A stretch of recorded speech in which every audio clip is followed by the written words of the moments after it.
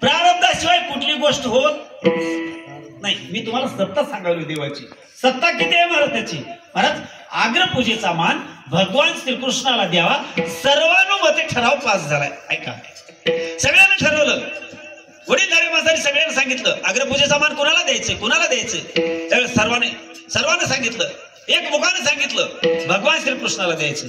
पण भगवान श्रीकृष्णाला द्यायचे, पण काही माणसाची विरोधी जवळच बसलेली असतात महाराज.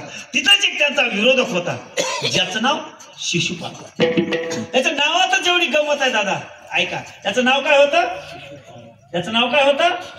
शिशु. आता शी म्हणजे काय आणि सु म्हणजे आलं लक्षात. त्याचं नाव शिशुपाळ. त्यानं सदा कृष्णाचा द्वेष करायचा. अहो, मान मिळवणं फुकट नाही, इथं येऊन गायन करणं फुकट नाही. येऊ दिसते लोकायला, दिसते ते मन आहे.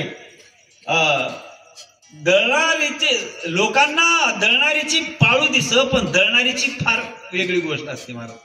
तिची पाळू दिसते, बकळे पीठ पडले असं वाटते, पण दळणारीची काय दशा आहे हे कोणी बघत नाही. आग्रपूजेचा मान मिळणं हे सोपं नाही. कुछ पाने के लिए कुछ खोना पडता है. काही कमवायचं असेल तर काही गमवावं लागते. उगाच आग्रपूजेचा मान भेटला नाही, उगाच हार आम्हाला उगाच पडला नाही. आता बघणाऱ्याला वाटते आम्हाला का पडू नसल. नाही, कुछ पाने के लिए कुछ खोना पडता. आग्रपूजेचा मान मिळवण्याकरता भगवान श्रीकृष्णानं अर्जुनाचे घोडे धुतले. अर्जुनाचे घोडे धुतले. नुसतं घोडेच धुतले नाहीत, नुसतं घोडेच धुतले नाहीत. अर्जुनाने ज्या वेळेस इच्छा करावं त्या वेळेस इच्छा अर्जुनाची माझी भगवंतानं पूर्वावं, एवढं काम केलं. आग्रपूजेचा मान मिळाला महाराज. भगवान श्रीकृष्ण आग्रपूजेचा मानाला पात्र होते. काही पूजेला माणसं पात्र असावे लागतात. नसेल तर कोणी मला हार घाला म्हणलं तर ते जमत नाही.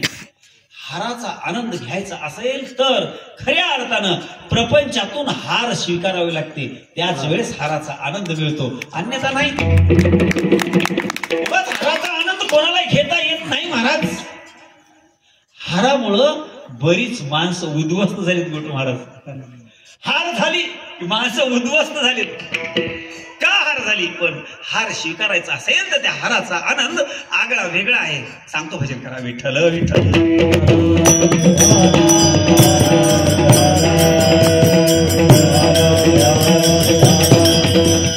भगवान श्रीकृष्णाला आग्रपूजेचा मान मिळाला. भगवान श्रीकृष्ण आदरातिथ्य स्वीकारण्यासाठी समोर आले. त्यावेळेस शिशुपाळानं बोलती चालू केली. त्याची बोलायला चालू केलं.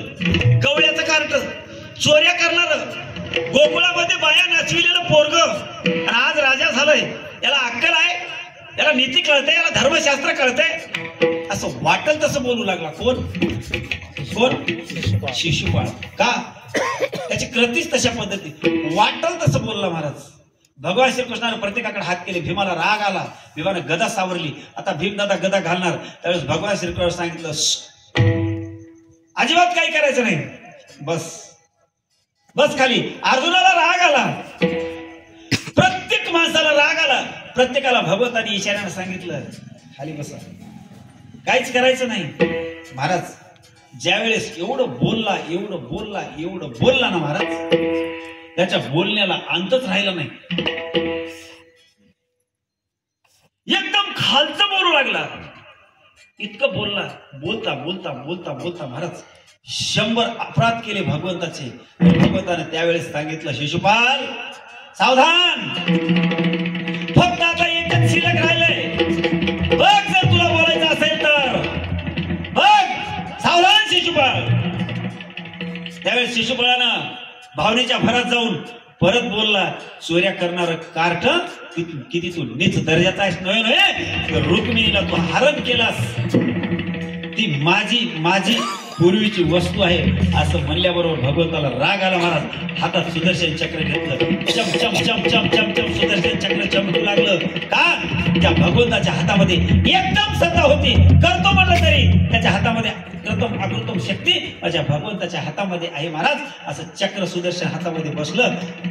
सर्व स्तब्ध झाली. कुणाला काय करावं काहीच सुधारणा. भयभीत झाली लोक. आणि तेवढंच हातामध्ये चक्र गर गर गर गर गर गर फिरू लागलं महाराज. आणि ते फिरणारं चक्र ज्यावेळेस शिशुपाळाच्या दिशेनं निघालं ना, त्यावेळेस मग मात्र शिशुपाळाला कळलं मी बोललोय व्यर्थच बोललोय आतापर्यंत. कळलं का? भगवान श्रीकृष्णाची देवातली शक्तीच त्याला माहित नव्हती. म्हणून अशी शक्ती माझ्या भगवंताच्या ठिकाणी आहे. त्या ठिकाणी एवढ्या शक्तीनिशी त्या शिशुपाळाचा अंत केला. विठ्ठल